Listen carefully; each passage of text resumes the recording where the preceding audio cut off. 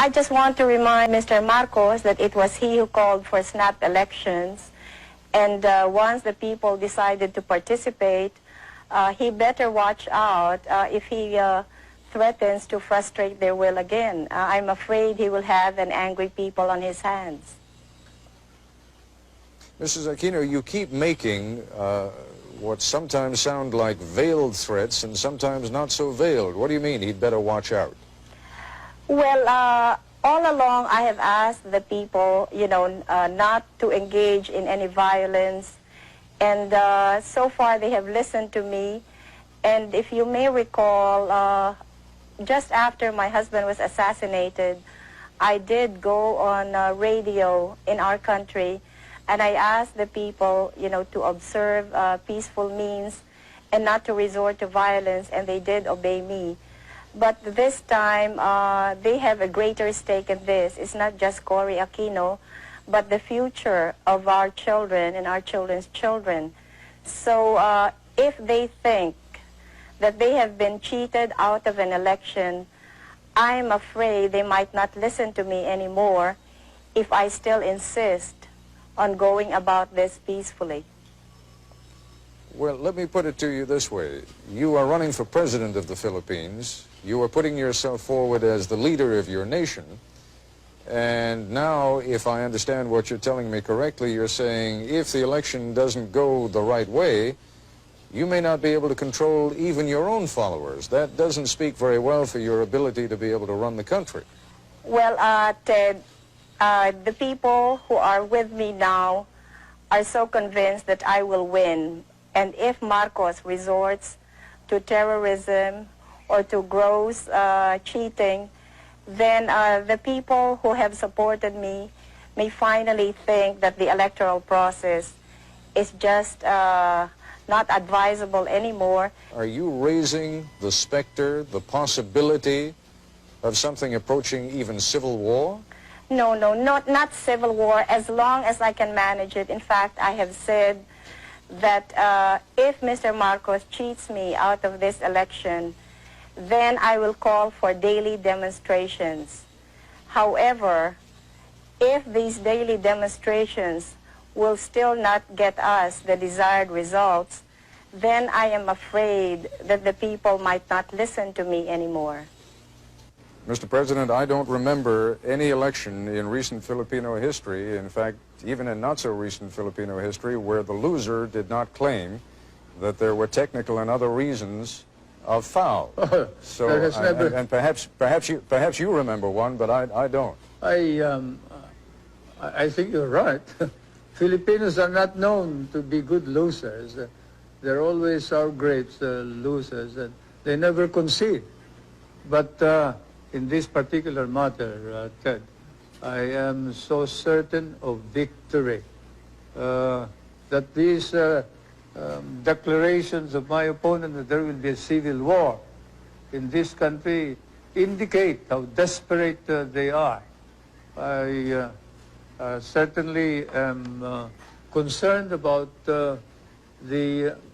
your attitude that you feel that there would be cheating if I win, and there would be no cheating if she wins. No, I think it's the other way around. I realize it is a hypothetical question, but in every election, someone has to win, someone has to lose, and I wonder if you would address the hypothetical question, though. If you lose, will you stand down? I have never thought of it, but certainly if there is no question which nullifies the results of the election, as I said, I will perform my duty as president in accordance with law.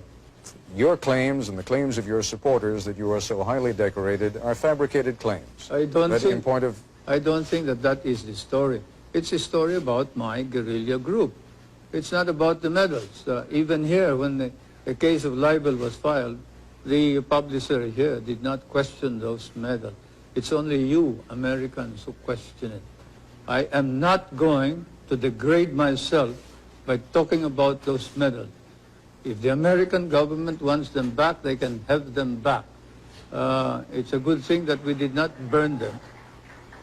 It's a good thing that we did not burn them at the end of the war when you refused to give us our back salaries and refused to recognize all of us, and we were not entitled to education benefits, we were not entitled to medical benefits.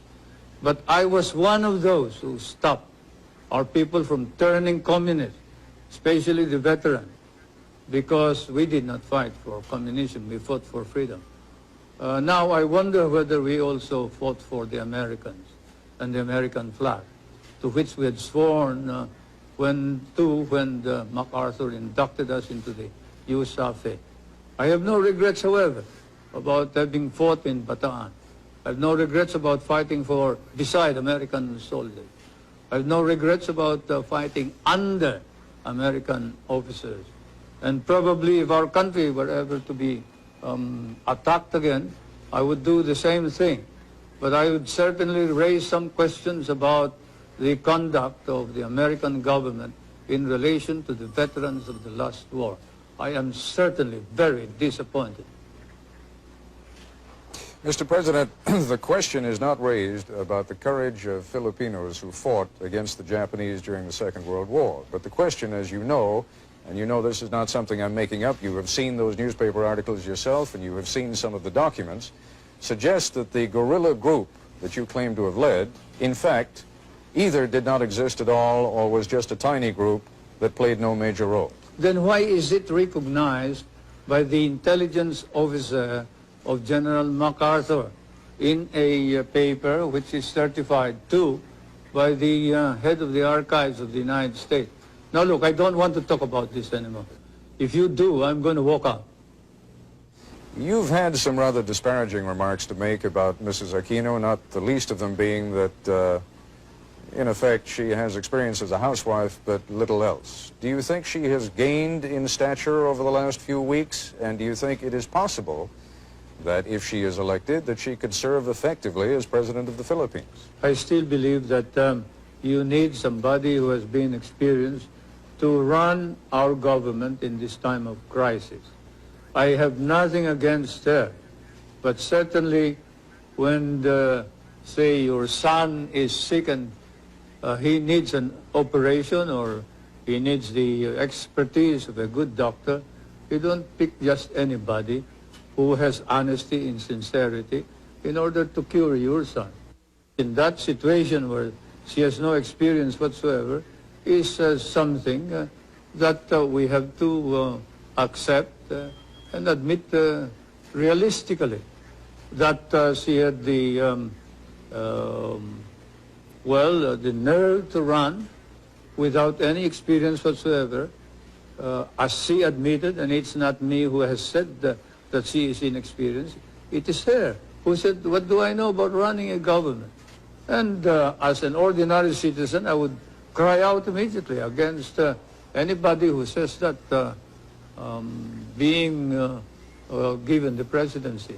But as President of the Republic, I think it's my duty to call attention to this danger. I know that you made a great deal, and it is an excellent rhetorical device of saying, yes, you are inexperienced. You are inexperienced in corruption. You are inexperienced in crime. You are inexperienced in dictatorship. But let's be candid about it. You are also inexperienced in leadership. Now, there is a difference even between running a campaign as the widow of a martyred and beloved leader and running a country that is, as you yourself have pointed out, in a great deal of trouble.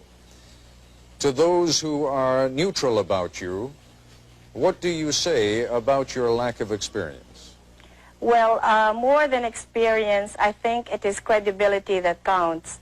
And the truth of the matter is that the Marcos government has lost all credibility, and no way can Mr. Marcos possibly lead our country back to recovery because the Filipino people no longer believe in him. I realize that I am inexperienced, but as Mr. Marcos himself confessed, it took him 6 months to learn how to be president. And I guess I can do the same thing. As we all know, there is no school for presidents, so I don't think that should be a point against me. Your own George Washington definitely had no experience either. It is possible that he had no experience as a president, but he certainly had some experience in leadership when he became president. And you are trying to become now the leader of a fractured country, the leader of a country that has enormous economic problems, the leader of a country that is rife with corruption, as you yourself have said, the leader of a country that has so many problems that one wonders how even the most experienced leader would be able to take care of them. I don't mean to harp on it, but it is the central issue of the campaign against you. And what I would like you to focus on for a moment is not you simply as an alternative to Pres.Marcos, but you on your own merits. I realize how many people may think that I am not, the perfect solution to everything, but let's just say I am the best available solution to our problem. There are a great many people within your own coalition, within your own party right now, who see you as a useful device for getting rid of Pres.Marcos, but who may have plans of their own for then shuttling you aside and, having used you, then taking over power themselves. How would you prevent that from happening?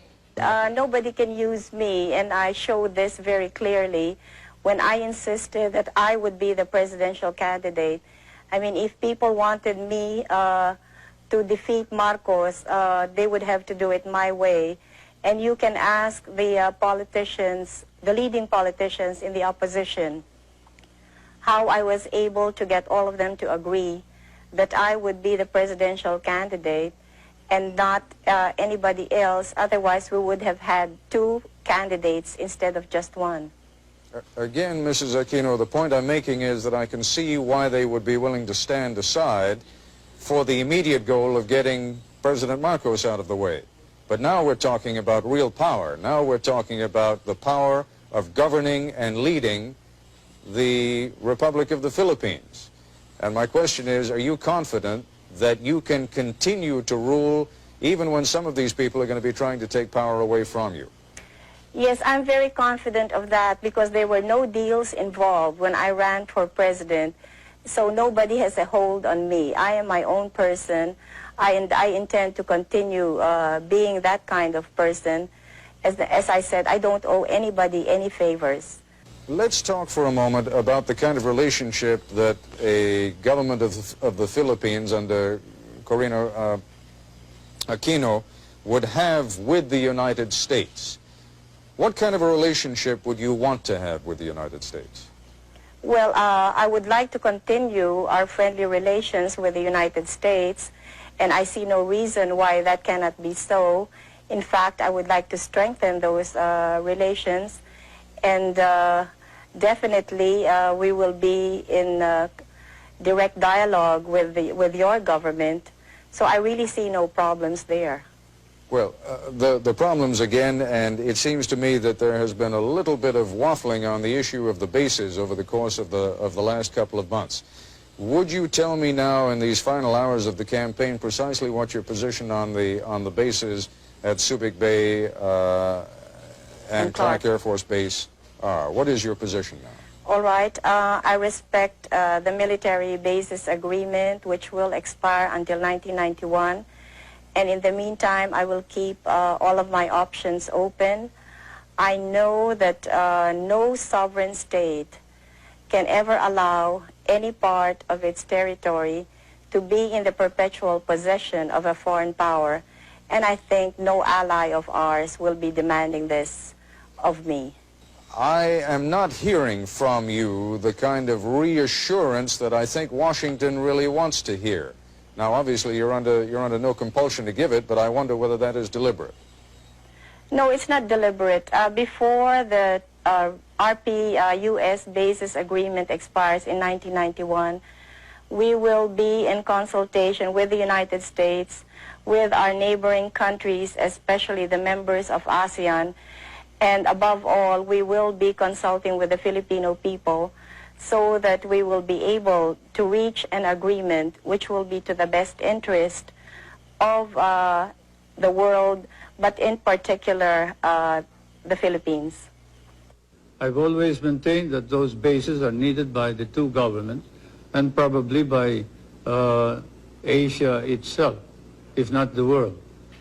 You cannot project your naval and air power beyond the South China Sea as well as to the Indian Ocean and the Hormuz Straits in the Middle East without those bases. And we also recognize that Asian countries may be in danger if the balance of military power were not maintained between the two superpowers. And therefore, the ultimate noble purpose of all of this is to maintain that military balance in order that we can avoid war in Asia. This is to the advantage of not only the United States and the Philippines, but to the advantage of all of Asia and perhaps of the Middle East, Europe, and perhaps the world. When you hear people speculating in this country, and there has been some considerable speculation, that perhaps things are becoming a little bit too dicey in the Philippines and that the United States ought to think about putting its bases elsewhere. You take that seriously? I take it seriously, and certainly we would not stop you if you want to get out of the Philippines. Do you think that Subic and Clark can be replaced? You will not be able to find any replacement of Subic and Clark, but you are free to get out anytime you think it wise to do so. Mr. President, some would say that the gravest danger to the Philippines these days is that there is a crisis of confidence, and that what Mrs. Aquino would bring to the presidency would be a fresh breeze, and that she could get the expertise by surrounding herself with competent experts, but that what is needed is a fresh sense of trust, a sense that the corruption that is charged will be cleaned out, a sense that the cronyism that is charged will be cleaned out, a sense that the brutality that is charged against members of your armed forces and the police will be cleaned out, and that Mrs. Aquino can fulfill that role and you cannot. You, sir, are guilty of speculation and making allegations that are not proved by evidence. Corruption and hidden wealth were charges included in the impeachment proceeding. They were debated upon, and the opposition was challenged to present their evidence. They could not. There is no evidence. Even in your hearings in the House of Representatives subcommittee of Mr. Solar, Congressman Solomon and Roth, I think, have said that there is no evidence about corruption or hidden wealth, and that this is all hearsay and all rumor. Now you repeat it as if it is the gospel truth. I question your right to make this as a premise for any further questioning. I must say that hearsay, rumors, speculation as a basis for a question by reputable newspapers and foreign correspondents should have no place in a society like ours. Your society. Mr. President, you are quite right. If I were the only one raising those questions, there would be no point in raising them at all. The number does not matter, Ted. Whether 1,000 people raise it, if there is no evidence, then it is false. Whether it is raised by 10,000 people, if there is no evidence, then it is patently false. Numbers do not matter. It is evidence that matters. And you don't have any evidence. Mr. Solars has no evidence. The opposition has no evidence. They're just talking loud, and they're engaged in a smear campaign, and you are helping them. Mr. Solars claims that he has testimony from someone who met with who claims that he has testimony from someone who met with your wife, Mrs. Marcos, who spoke to him of properties that you hold through other names in New York, and that Mrs. Marcos said to this man who testified before the committee that she expected by 1987 to have $70 million worth in profits on those properties. Now that is the testimony. You're saying there is no testimony. It may be inaccurate, but the testimony, sir, is there. The witness, when asked by Congressman Solomon whether there is any evidence whatsoever proving this. Said, I merely heard it. It is something that I heard from somebody. I do not know your sources of information. You may be more accurate than I am. But certainly, I don't consider that evidence which ties us up to the ownership of any of these properties. We are looking into the manner in which the evidence has been obtained by some of your investigators and some of your foreign correspondents, your newspaper men. And then after the elections, we will then look into the legal aspects of the coercion and intimidation that has been going on against some of the witnesses.